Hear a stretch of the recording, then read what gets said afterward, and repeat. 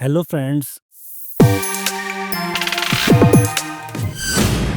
आज हम बात करेंगे वाइप टूल के बारे में। जो यहाँ पे ये टॉप पे या दिख रहा है, जहाँ पे लिखा है ये A-B, इसको हम बोलते हैं वाइप एरिया। सबसे पहले हम लाते हैं एक इमेज। अभी व्यूअर नोड पे सिर्फ एक ही इनपुट एरो है, ये वाला।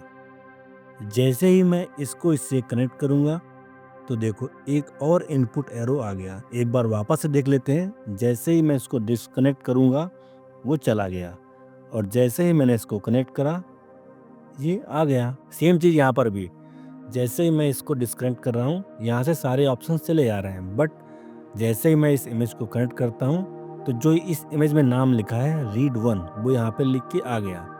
बट अभी सिर्फ रीड वन ए में आ रहा है, यहाँ पे डैश ही है, और यहाँ पे बी में भी रीड वन लिख के आ रहा है, बट ये बटन एक्टिव नहीं है। जैसे इस पे जाओगे तो ये ड्रॉप डाउन खुल रहा है, इस पे ड्रॉप डाउन बटन काम नहीं कर रहा है। इसके लिए हमें इस डैश पे क्लिक करके हमें करना पड़ेगा वाइप करते ही यहाँ पे देखो ये रीड वन का ड्रॉप डाउन आ गया, और स्क्रीन पे हमारे पास वाइप टूल आ गया। ये कुछ इस तरीके का होता है। ठीक है, अब हम क्या करते हैं, एक और इमेज इंपोर्ट करते हैं। ये इमेज हम ले लेते हैं। चलो ये इमेज ले ली हमने।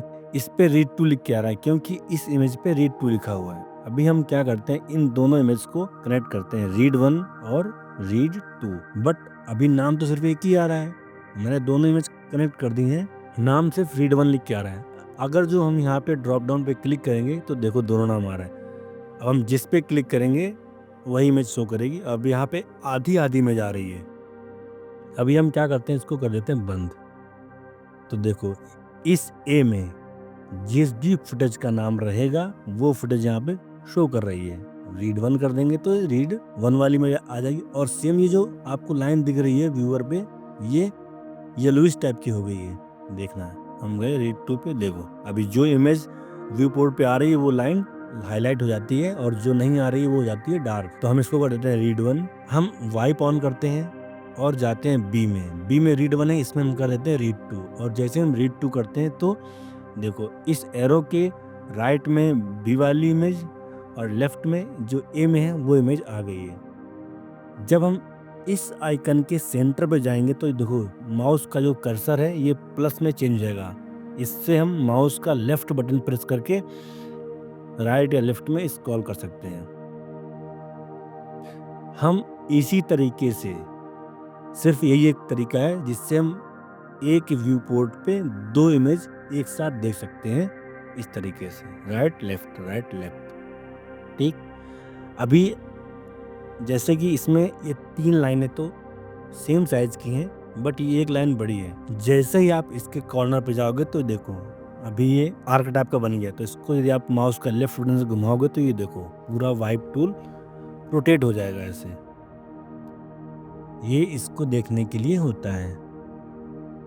सेम एक ये आर्क बना हुआ है, ये होता है हमारी ट्रांसपेरेंसी के लिए। तो माउस का लेफ्ट बटन ही, आप माउस का कर्सर यहाँ पे ले जाओ, माउस का लेफ्ट बटन दबाओ और इस डॉट को ऊपर नीचे करोगे तो देखो ये ट्रांसपेरेंसी इसकी चेंज हो जाएगी। तो ये हो गया। आप जैसे ही इसको बंद कर दोगे तो जो बी में इमेज रहेगा वो दिखना बंद हो जाएगा, और यदि आप वाइप ऑन रखते हो तो वो वापस से फिर से दिखने लगेगी। कई बार क्या होता है कि हम लोग कंफ्यूज हो जाते हैं, वो दिखता नहीं। उसका रीज़न ये है कि कई बार हम यहाँ पे देखते नहीं है कि हमारा कौन सा फुटेज ए में है और कौन सा फुटेज बी में है। तो उसको यदि आप देख के काम करेंगे तो कभी कोई दिक्कत नहीं आएगी। मान लो गलती से आपका रीड बंद कर दिया, अभी आप इसको घुमा रहे हो, खसका रहे हो और परेशान हो रहे हो कि यार ये इमेज तो मैंने दोनों कनेक्ट कर दिए यहाँ पे, बट यहाँ पे दोनों इमेज व्यू पोर्ट पे क्यों नहीं आ रही है। उसका रीज़न ये है कि हमने दोनों ही ए और बी में सेम इमेज ले रखी है। यदि इसको हम चेंज कर देंगे तो आने लगेगी। और सबसे लास्ट में हम, बहुत इंपॉर्टेंट चीज़, इस चीज़ को हम रेंडर नहीं कर सकते हैं क्योंकि ये कोई इफेक्ट नहीं है, ये सिर्फ हमें देखने के लिए है। यदि आप चाहो कि ऐसे ही ये हम रेंडर निकालें इसका, तो ये नहीं निकल पाएगा। तो वाइप टूल बहुत इंपॉर्टेंट टूल है, ये बहुत काम आता है। आगे हम इसके बारे में बात करेंगे और भी। आई होप आपको वीडियो अच्छा लगा होगा। Thank you guys.